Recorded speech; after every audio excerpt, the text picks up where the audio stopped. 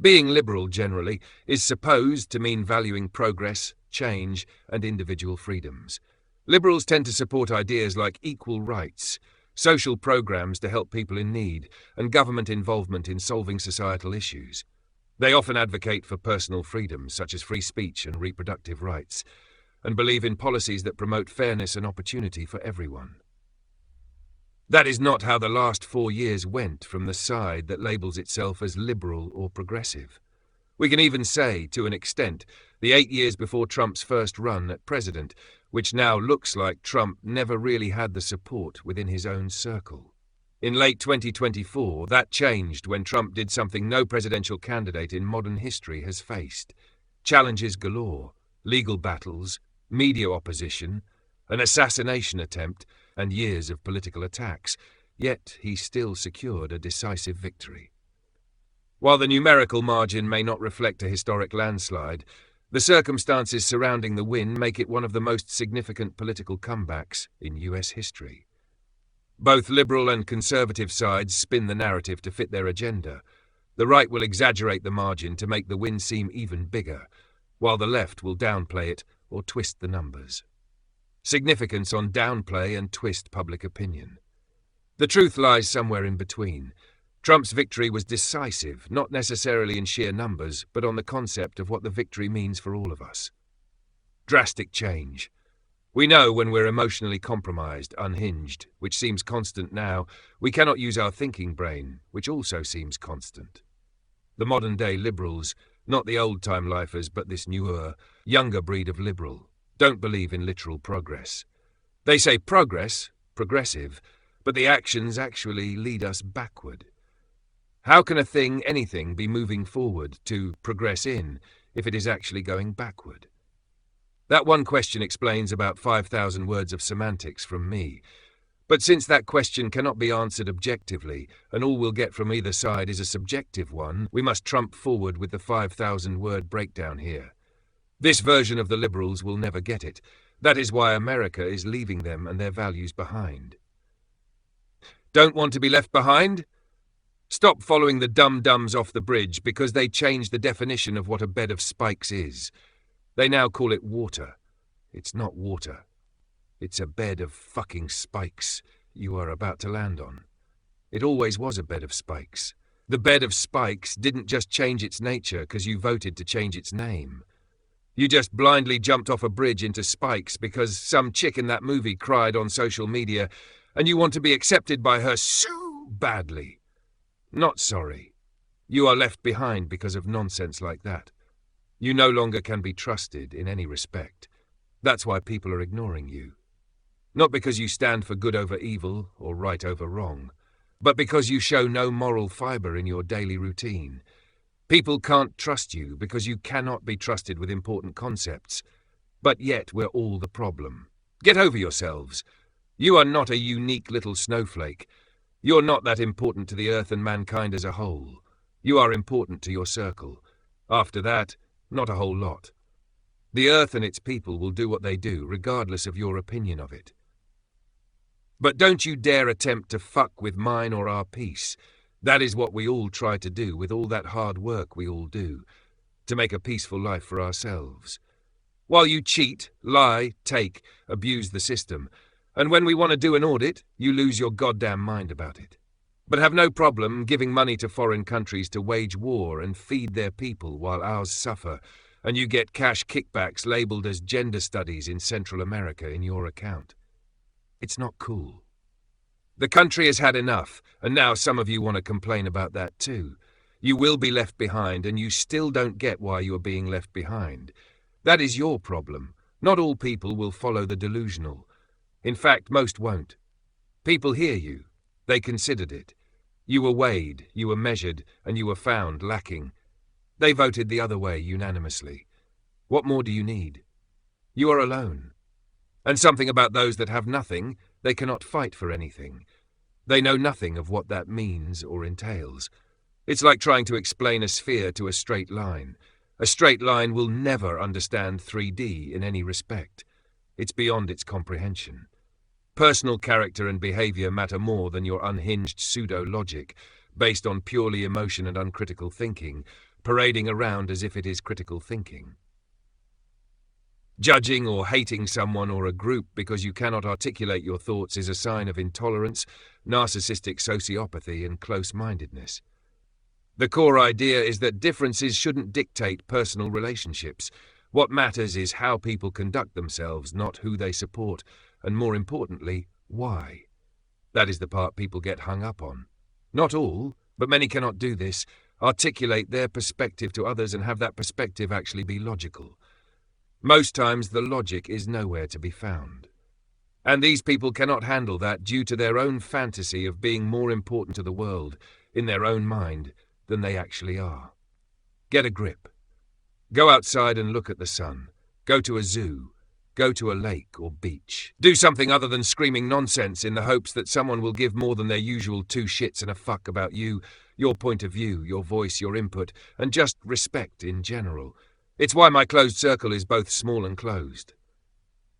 I simply cannot trust you with anything. And that is the only badge of merit one needs with me. It is also the easiest to lose and never get back. God forgives. So do I. I also do not forget and make my decisions based on that. A one-dimensional being will never comprehend a 2-dimensional one, or even a 3-dimensional one. It is beyond them, and it shows. Be careful how you present, display yourself and your beliefs in this reality. If your intention or goal is to force others who do not share your insights on this reality we share, where the perspective of that reality we share differs from the person who doesn't think like you or believe what you believe, regardless if your evidence is opinion-based or based on actual merited fact, a fact that can be proven regardless if you believe it is real or not. Objectivity. If you attempt to force them to change without logically explaining your reasoning, and you get angry and push that person away because they do not see your perspective, and out of frustration, you push them away because you cannot articulate your thoughts in a logical manner, those people won't come back to you. Those who truly care won't tolerate such treatment. They cannot trust you after such dismissive behavior, so why would they want to come back into your circle? My take is a little different, but in the same boat. I say if one looks up at the sky and another person from the other side says, "Why are you looking down?" You look at them puzzled like, "What do you mean, down? This is up." Other side says, "Up is the new down." This isn't a debate over different beliefs. It's a debate over if this person is delusional or not.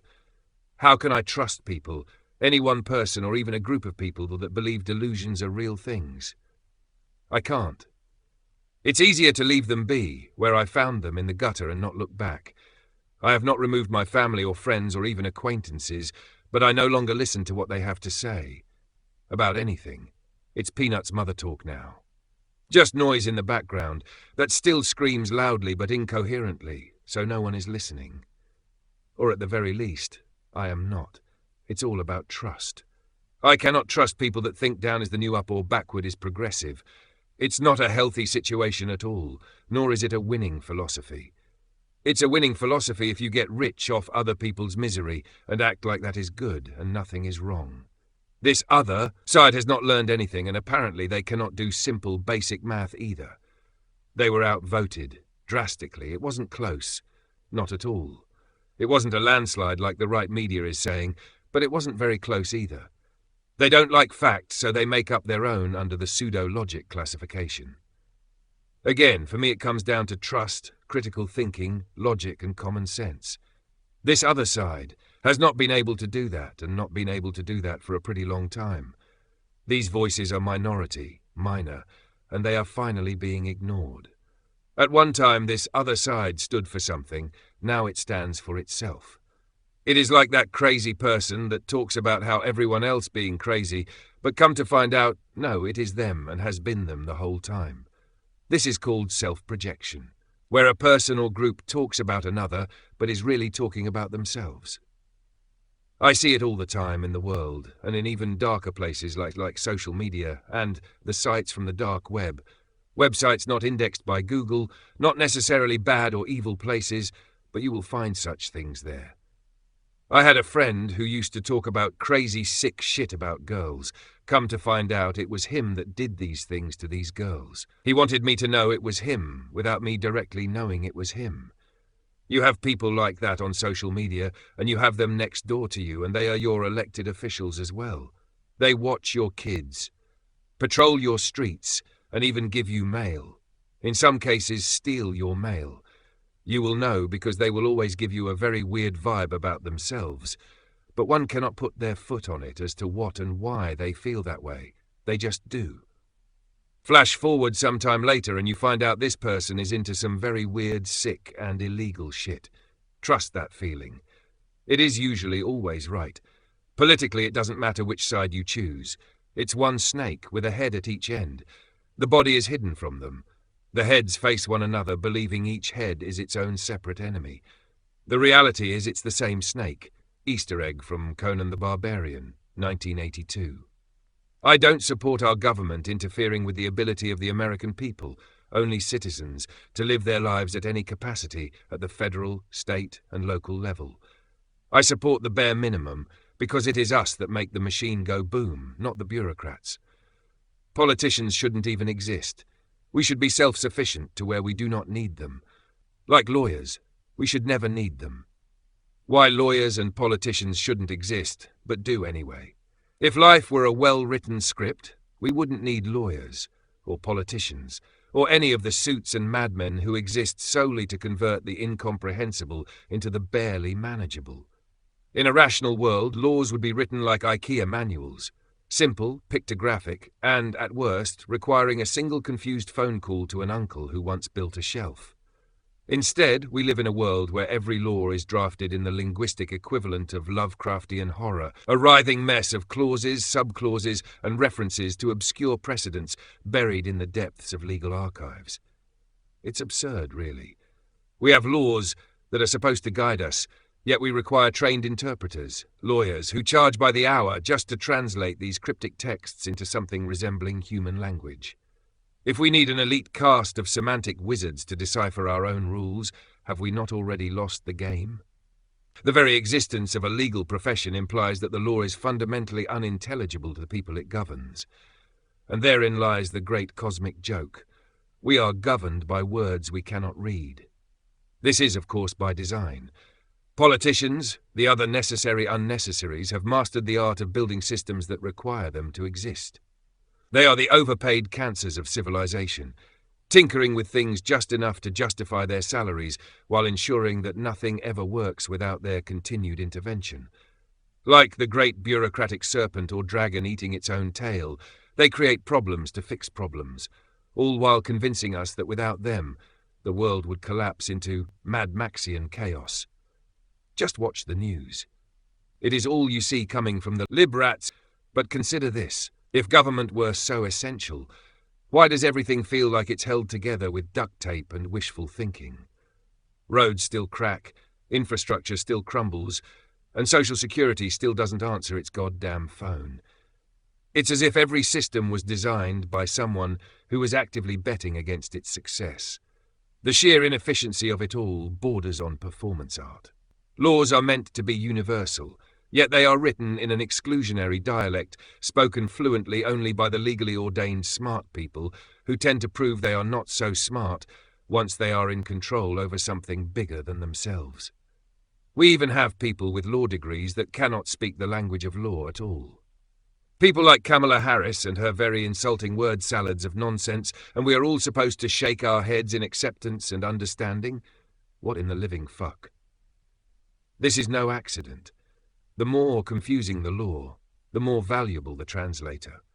If legalese were clear and accessible, the legal industry would crumble overnight, much like the way prescription medication would cost pennies if not for the towering network of medical bureaucracy. Lawyers, like politicians, function as linguistic toll booths on the bridge to justice, extracting their due before allowing passage. Imagine a world where the law was written so plainly that a 10-year-old could understand it. A world where contracts, lawsuits, and legislation didn't require interpretive dance to make sense. But no, instead, we get a labyrinth of fine print that ensures no one, save for the chosen few, can navigate it. This is not law. This is wizardry. And if the law is sorcery, lawyers are its gatekeeping priests. Hope? No, but at least a chuckle of sardonic, cynical nihilism. Of course, none of this will change. Bureaucracy metastasizes, systems grow more convoluted, laws become denser, and politicians continue to manufacture the illusion of necessity. This is the natural order of things, as unstoppable as entropy. But in the face of such absurdity, perhaps all we can do is laugh. Laugh at the fact that we pay people to explain rules we should already understand. Laugh at the fact that civilization, for all its grandeur, is a Rube Goldberg machine designed by committee. Laugh because the alternative is screaming into the void, and the void is already full of lawyers. Our politics is more of a poorly scripted tragicomedy, endlessly rebooted with worse casting each cycle. The latest act? A political sleight of hand so brazen that it assumes the average voter possesses the critical thinking skills of a concussed goldfish. How the backward progressively go backward. The progressive, the elitist that practically salivates with the disdain of a talk radio host who just discovered irony but refuses to use it, tend to regard the American people as idiots. They talk down to us all. They tell us how to live. They demand our obedience. They tell us to trust them because they know better. Considering the electorate's track record includes enthusiastically electing celebrities, con men, and people whose entire political ideology can be reduced to an AI-generated brand slogan. But if the people were actually, smart, a thought experiment so dangerous it borders on science fiction, would they really fall for the notion that Kamala Harris was ever a viable president in waiting, past, present, or even future? She can't and couldn't even articulate why she wanted the job. And who can blame her, really? She cheated her entire life, using her skin color and gender as a basis for why the rules should not apply to her. Why does anyone seek power in a system that eats its own, where every grand ambition is met with bureaucratic quicksand and the relentless entropy of public disinterest? She stood alongside an administration that history is going to regard as a slow-motion car crash into a flaming orphanage, and rather than confront the wreckage, the powers that be simply asked the American people to squint until it looked like an art installation. The reclassification and redefinitions of what things actually mean. First they did this with words and phrases. Now they attempt to do with video. One of the first things I learned in film school. Everything you see and hear on a pre-recorded, heavily edited piece, whatever the piece is crafted and created to give you, the viewer, a reaction. That reaction does not have to be based at all on honesty or objective facts. What you see is what they want you to see. That is how production of a narrative is done, when all else fails. Go back to the beginning. You cannot win a game if you do not know or play by the rules, and those rules seem to change whenever the other player you play against is changing them as they see fit when they see fit. The deception, if we can even call it that, was so half-arse it bordered on performance art of an SNL sketch. Look away. Don't ask questions, they said, as if the average citizen, already juggling inflation, existential dread, and a social media addiction, had the time or energy to be fooled in the first place. No, the failure wasn't hidden. It was paraded through the streets with the frantic enthusiasm of a magician who just realized their rabbit is dead while wearing a dress he stole from the airport luggage wheel. And let's talk about effort, or rather, the absence of it. The left has redefined hard work as something that happens exclusively from home, preferably in between TikTok dances and overpriced oat milk lattes, and let's not forget eggs.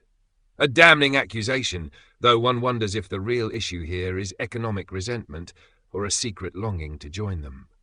After all, who among us wouldn't trade sweat-drenched labor for a six-figure salary earned in pajama pants? The horror isn't that some people figured out how to game the system. It's that the rest of us still believe the game was ever fair to begin with. But at the end of the day, does any of it matter?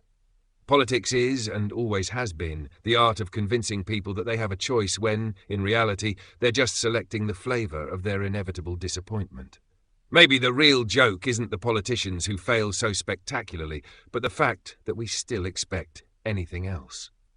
Don't forget, infinity literally means, on a long enough timescale, the survival rate for all life is 0.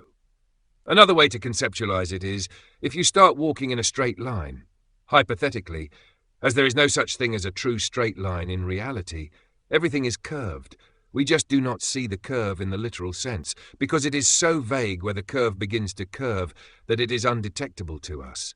But that doesn't mean it isn't real, true, or an objective fact. That is what an objective fact is. A fact outside of your point of reference that is true regardless if you know, believe, or have input on that truth. It's just true, and that objectivity of the universe does not give two shits and a fuck whether or not you care or not, or even participate. You, me, us are not as important as we want to believe. We just aren't. Get over it. But back to infinity and straight lines. If you start walking in a straight line, infinity happens. Space curves, time stretches, and the absurdity of existence plays out on an endless loop. You walk long enough, far enough, and eventually you come across someone about to set off on their own straight-line journey. And the real mind-bender? That person is you, setting out infinities ago, doomed to repeat the same path over and over, as if choice or direction ever really existed in the first place. What is truth? A philosopher, truth is an elusive ideal, a convergence of perception and reality. It exists independently, yet is filtered through subjective experience. Some say truth is absolute, others that it is contingent. Perhaps it is neither, merely a construct we chase but never fully grasp. A physicist, truth is that which is testable, measurable, and repeatable. It is the consistency of natural laws, the fabric of reality governed by equations. While our models improve, truth itself remains indifferent to our understanding. It simply is, whether we perceive it correctly or not. A politician. Truth is flexible. It's about perception and persuasion. What matters isn't what is true, but what people believe to be true. If the narrative is strong enough, it becomes the truth, at least in the minds of those who matter. A truck driver. Truth is simple. It's what actually happened, no matter what anyone says. You either made the delivery on time, or you didn't. People might twist words all they want, but truth don't change just because someone don't like it. A lawyer. Truth is whatever can be proven. It exists within evidence, arguments, and precedent. There is factual truth, but in a courtroom, what matters is legal truth, the version that can convince a jury beyond a reasonable doubt. A 10-year-old child. Truth is when you're not lying. If something really happened, then it's true. But sometimes grown-ups say different things are true at the same time, and that's really confusing. Maybe truth is just what most people agree on? In modern society, certain ideologies have positioned themselves as absolute moral authorities, defining what is acceptable to think, say, or believe. These ideologies claim to champion progress, equality, and reason, but in doing so, they often suppress dissenting views rather than engaging with them. Truth has become politicized. Facts and reasoned arguments are no longer neutral, but are instead framed as ideological statements, often dismissed as problematic or dangerous. Disagreement is no longer seen as part of a healthy debate, but as a moral failing.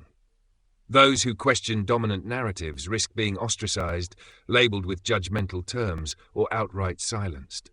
The result is a form of intellectual conformity where only one worldview is permitted, and alternative perspectives are rejected, not through discussion, but through social and professional consequences. This shift has led to a paradox.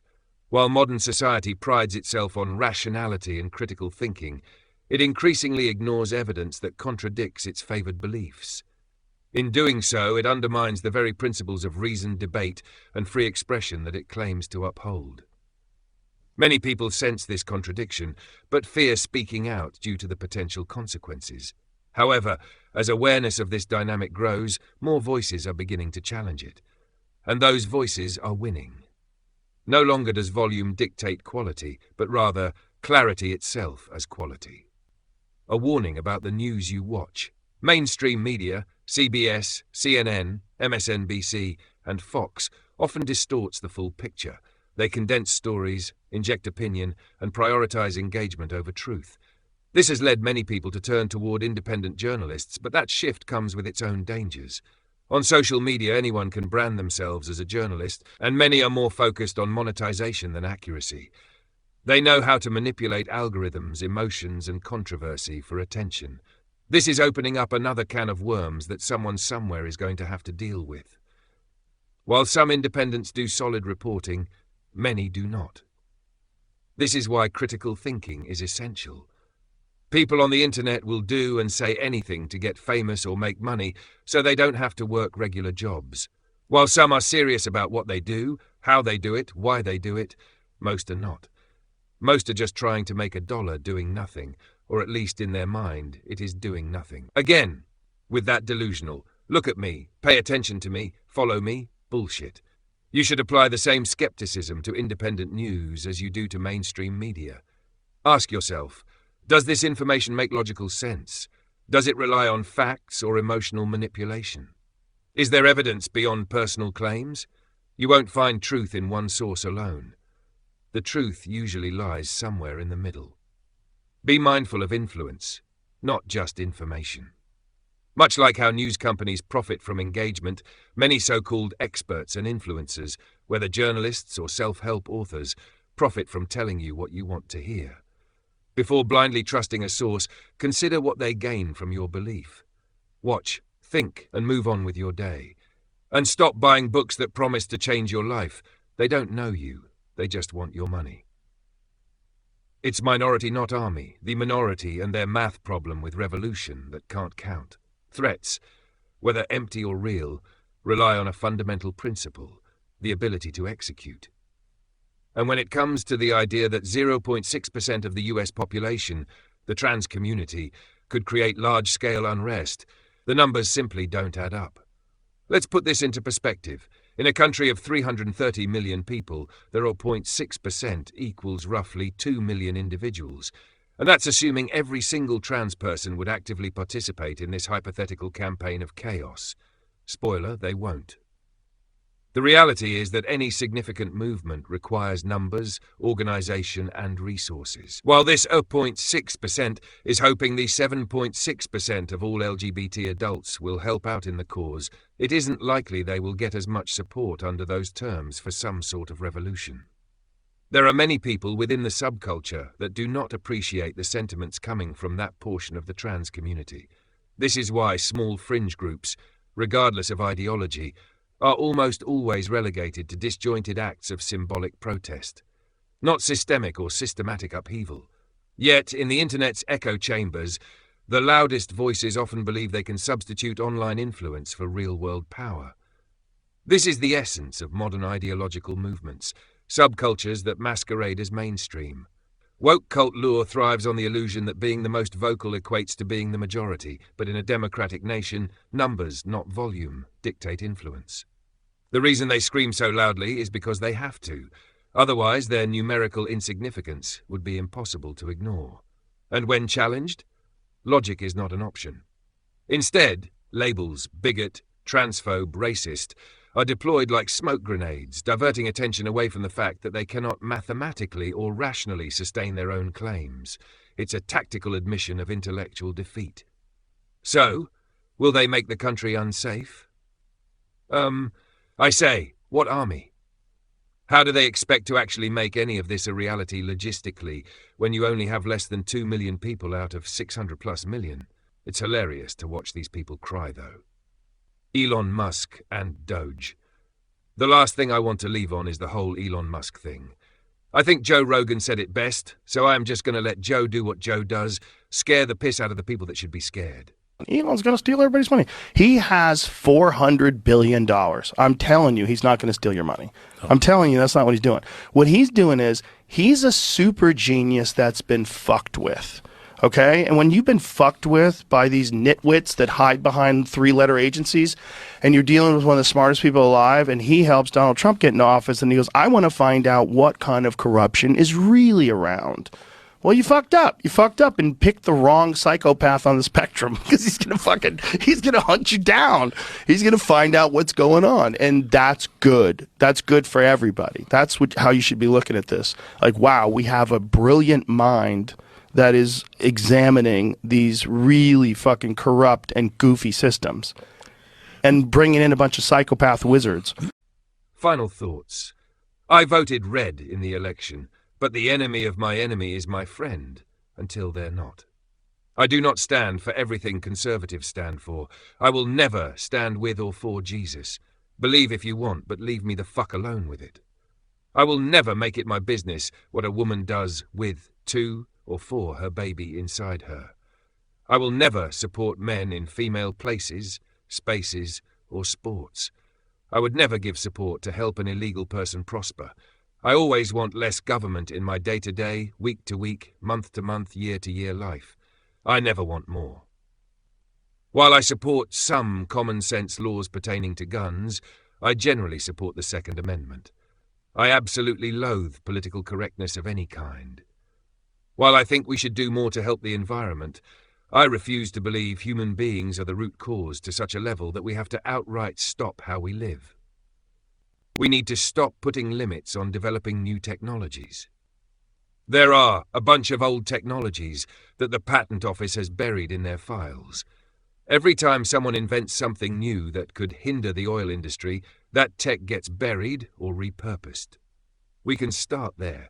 If we want to lighten up on the environment, both sides have to work on this. Not one side. And not some plan that clearly is directionless and its only goal is to make America weak. But hey, in the meantime, I have to choose dumb so dumber doesn't get to rule over the very many that serve the very small to rule over the very many. Sounds silly, doesn't it? That's because it is silly.